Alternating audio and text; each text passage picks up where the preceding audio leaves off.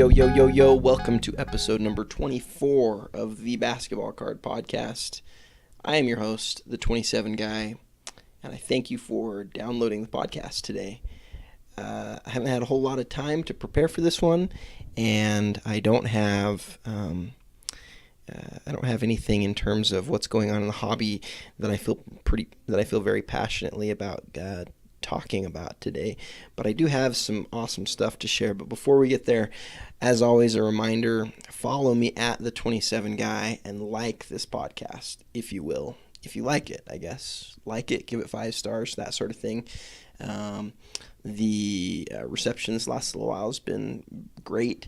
I kind of had the thought that there are a lot of basketball card guys where things die down during the summer, and I hope this is one of the more interesting times of year to be to actually be following a podcast like this one.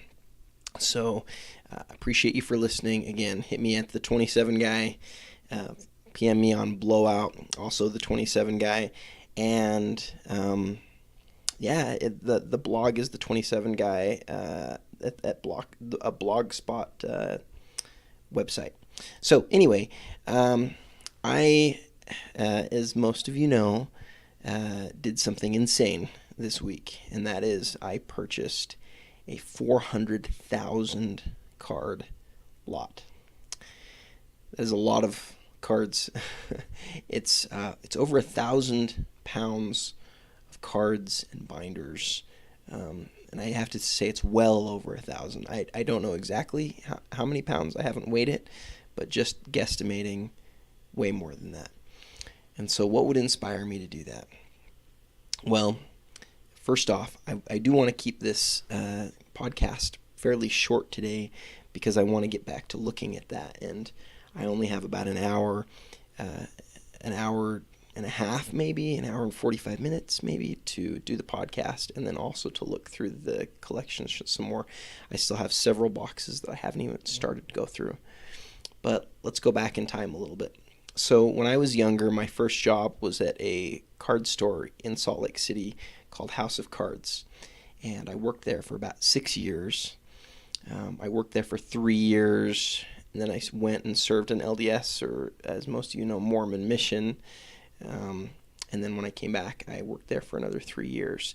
And before I started working there, when I was 17, or not even 17, before I turned 17, probably about 16 and a half. Anyway, you don't care about that.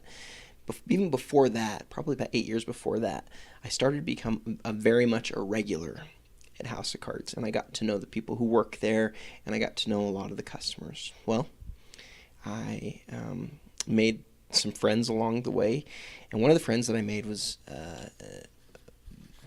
named Jack, an older man by the name of Jack, and he was the sort of collector, collected a lot of sets. He would tell awesome stories about when he was younger in his collecting days. One of the stories that was so awesome that I remember that he told was about how he paid off his house. He paid his down payment on his first home with his early 1950s baseball card collection. And it's pretty cool. Those sort of stories I remember from my childhood. Well, I started to work for House of Cards, and he was a collector there, and he would come in every Saturday and bid on cards on the bid board.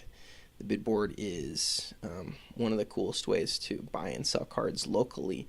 And back in the heyday, in the early to mid 90s, every Saturday when the auction wall known as the bid board would close, where there were basically there were hundreds of auctions that all ended at 1 o'clock p.m. Right as they were about to end, people would be bidding like crazy, and Jack would always be there. And so I've interacted with Jack thousands of times. Well, Jack's gotten a little older, and his ability to sell things online that's not what he does. He's never bought cards online. He's always bought locally, and he's gotten older, and his memory isn't as good as it used to be. And he's in his mid-70s, and I think he's aware that his collection was taking his life from him. And he knew that that's not how he wanted to spend the rest of his life. He was taking the cards into the same local card store, House of Cards, every week and making $20 and $30 here and there. And for whatever reason, a couple of weeks ago, I was thinking about him. It was after I had sold some stuff using Probstein, the consigner that we've talked about on this podcast before. And I realized how I could help Jack, because I've always wanted to help him to get rid of his stuff for him. And I'm sure that sounds like I'm secretly very selfish, trying to make money off of him. I care about Jack. He's a friend of mine, and he's been a friend of mine for a long time. And I know what his collection is like, and been over to his house before to see, how huge it is. And I know that within it there were these hidden treasures. I knew that he had precious metal gems cards. I knew that he had, lots of rare refractors and random inserts from the mid to late 90s. And I knew he'd have some things that were worth some money, but I didn't know how to help him with that. And so, because it would take so long and so many auctions and that sort of thing, and I've got children and a wife, and life's busy. And so I didn't know how to help Jack. So when I used Probstein, though, it helped me to realize, hey, I can go through this stuff. I can go through his collection one time, pull out all the stuff that is eBayable, and then I don't know what to do with the residual, but I can pull out the really good stuff, and I can help him sell that quick. So I went over to his house, and we looked through about 4 boxes of binders. Each of these boxes is probably a foot high, a foot long, a foot wide, and 2 feet long, and just has binders stacked in it. And as we were going through these binders, we found a Paul Pierce Raise the Roof Mystique insert numbered to 100. And as soon as I saw it, I just smiled, because I'm sure he paid under $10, probably under $5 for this card back in 2000 or 1999. And this card is worth hundreds of dollars, evidenced by the fact that I've already sold it for him for hundreds of dollars. He had no idea what it was worth. And so I pulled it out, and I told him that I was sure it was worth in the hundreds of dollars. And he didn't know how to respond to that. I got home, and I was thinking about that card and the other cards that I found that night, and I thought, I'm not being fair to Jack, because he wants to sell this stuff. He wants to get rid of all of this, and here I am giving him, an hour every few months of my time whenever I could get some extra time to go over and help him. And I said, the only way that I'm going to be able to align my incentives with his is if I buy this thing. And so I called him the next night. Actually, it might have been that night. I called him and I said, look, here's the deal. I found this card, sold it for several $100s, and I've got an idea. And the idea basically was, let's align my incentive with yours. No, most people would have said, I'm going to make you an offer, a cash offer, and then that'll be that. But I didn't really know how to do that, because I'd only looked at a portion of the collection. And to look through 400,000 cards that are all in binders takes a really, really long time. Like a long, long time. I think I'm especially fast at it, but I didn't know what else to do. So I made him an offer, and I don't want to go into the exact details of that offer, but because I don't think that'd be fair to me or to him. But suffice it to say, I gave him a large check, and I said, this is your first piece. This is yours now. Now we're going to keep track of how much the cards sell for out of this collection. And up to this amount is all mine. And an amount past this is all mine, because I'm spending the time, and obviously it's kind of my expertise that's able to allow him to move this collection. But then after that next line, everything from that point on is half yours. And everything from that point on is half mine. And so he and I have become, in a way, partners on this. Basically equal partners in selling this collection. And it's been awesome. The thread on Blowout is at like 5,000 something views. It's cool to interact with some of you. I've already sold the 4 best cards out of the lot. through 2 of the cards through Blowout and 2 of the cards through somebody who I know in the hobby who is doing the precious metals set and needed a couple of those reds. And it's been great. He's going to get a second check out of this, and he's going to get more than if he had continued to sell locally, and he's going to get that money more quickly. And again, that's thanks to the consigners, who I know have a bad name in certain circles, but they allow us to move our collections fairly quickly. And it shouldn't have taken me as long as it did to learn about them. So anyway, that's kind of where we are with the structure of the deal, and what we're doing. My method in going through this is simple. It's to go look at everything and to really skim through it, to pull out all of the Jordans, to pull out all of the numbered inserts, the jerseys, the Kobe's, and cards that will sell individually on eBay for $8 or more. Other stuff I'm just leaving in there, and I've got to figure out what I need to do in the end with it. But I've had a few people ask me if I could maybe ship it to them in the end, or what it would take. But I think the shipping on this lot's probably going to be, depending on where you are, in the hundreds, probably thousands of dollars. And so it's going to be hard to sell and ship to somebody. I may end up just doing an ad in the local classifieds and letting somebody come over and take it, because I think there's still lots of money to be made. There's still, lots of team sets and player sets, and I'm sure there's things that I'm missing along the way, but I only have so much time to be able to do this. So that's kind of my method. I think there's a couple of things that I've learned about cards as I've done this that have been interesting. It's cool to go back and look at some of the 90s insert stuff. I've never gotten out of the 90s inserts completely. I've been well aware of kind of their price trends, and I've watched the precious metal gems and how they've changed from 97, and it's crazy. At one point, I owned a Stockton green, and there's a long story attached to that Stockton green that I'll save for another time. But the 90s inserts are awesome. Yesterday I found a lot of about 10 Rock Stars refractors from, I think, 98, 99 tops, along with some refractors from, what was that set called? Not Royalty. Maybe it was Royalty. Shoot, I can't remember. But from that same top set, other pretty cool refractors. I found some Court Masters from 96, 97 Ultra, which is the first year that they did that set. And I believe they were 1 in 288 packs each, and Jack had 3 of those. One was Kemp, and one was Penny Hardaway, and one was Akeem Olajuwon. I saw my first ever Scoring Kings, I think it's 96, 97 Scoring Kings Plus version, which is funny. You'd think I'd seen a bunch of those before. They're really nice in person. It was a Sean Kemp card. I don't know if it's worth more than $10 or $15, but it's an awesome card. I found hundreds and hundreds of Jordans. Again, I'm not even done with a lot yet. A lot of inserts, a lot of base, but it reminds me, of how popular that era was and continues to be.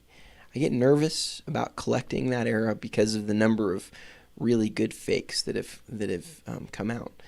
Fakes that have fooled the card graders, right? Fakes that have fooled Beckett and that have fooled PSA. Those have caused me to take a step back and to question whether that's a great investment going forward. It's not, we don't just buy these things for investments, but you don't ever want to buy something with an anticipation that it's going to decrease dramatically in value. So I've enjoyed looking at the 90s inserts. I was a little surprised at how valuable the Raising the Roof set is. That's a very valuable set. I was a little shocked at how quickly those PMGs got taken. I think obviously I was pretty fair with the price. I'm fairly confident that I saw in his collection before that he had a Karl Malone PMG. And I still have another lot to go pick up, and I still have some stuff to look through tonight and over the course of the next week or two. And so, cross your fingers for me that I find that Karl Malone, because that would be huge. My goal is to write him a second check that's just as large as the first, and if I can do that, he can, he might be able to take a portion of his family and go back to Paris, which is where he served his mission about 55 years ago. Where he's getting old enough now that won't be feasible for the long term. It would be great if we could get him there. So, anyway, I digress. The other thing that I think's been interesting, I had an interaction with one of the smarter members on the boards, PhD Beckett. He's got a Kyrie Irving card is his avatar. Always good info from that guy. Bright guy in the hobby. And it's good to have those guys who you read their stuff and you go, yeah, okay, get that guy.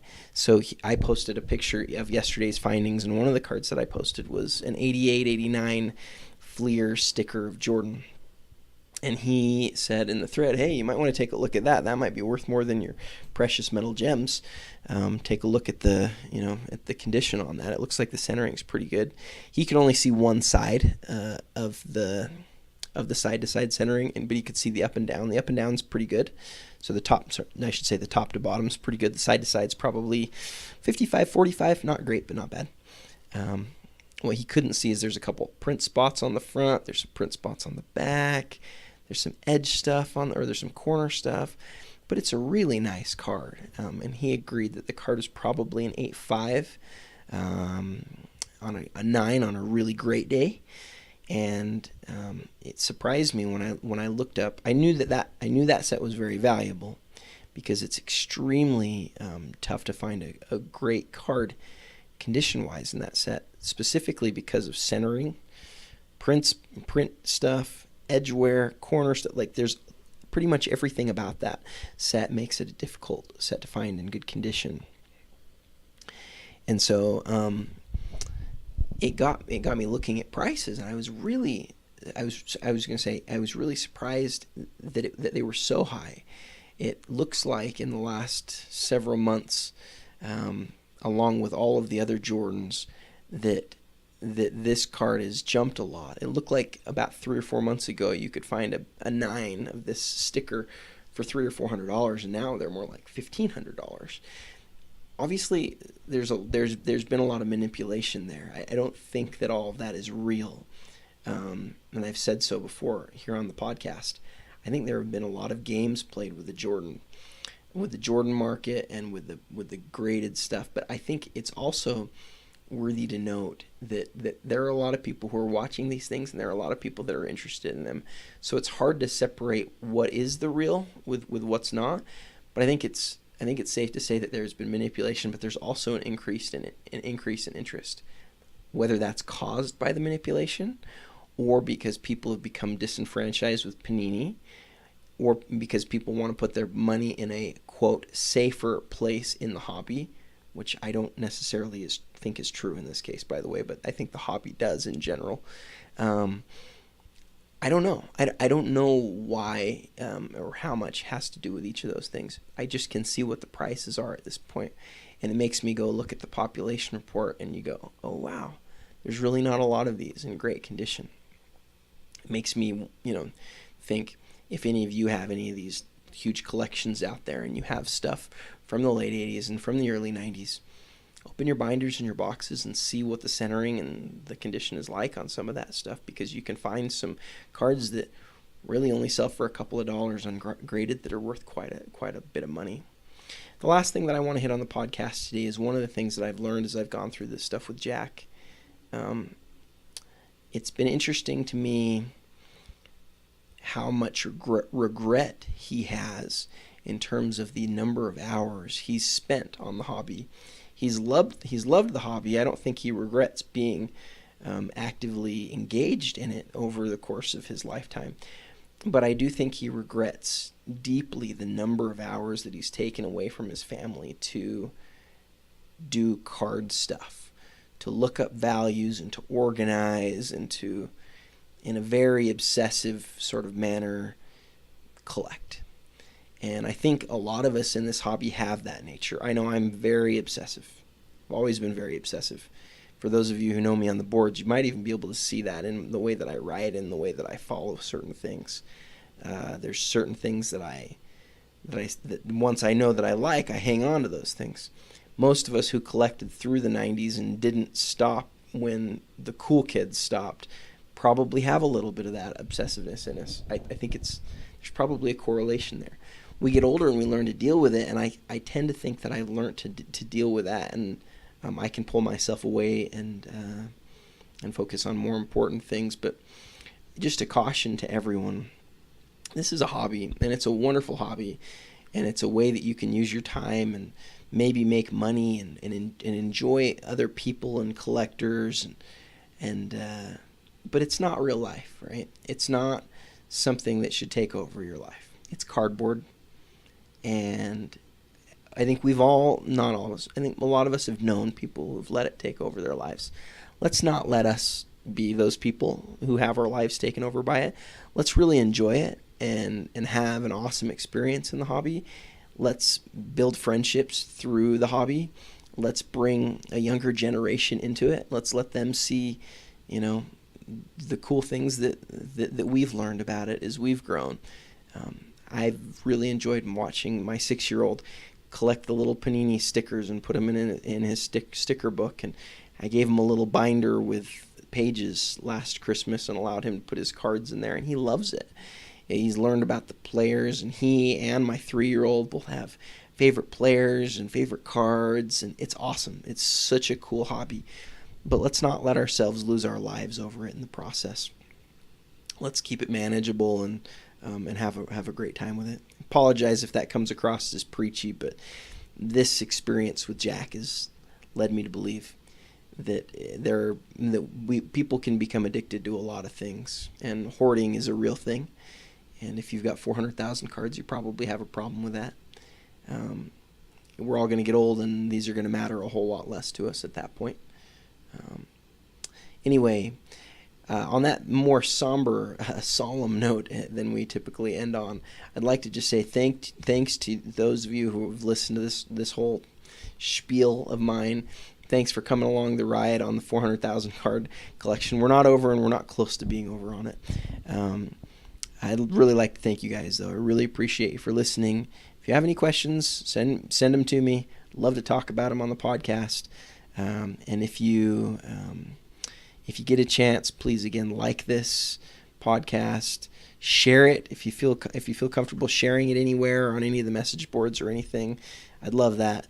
We're not always super nice to those collectors who go out on the ledge or out on a limb.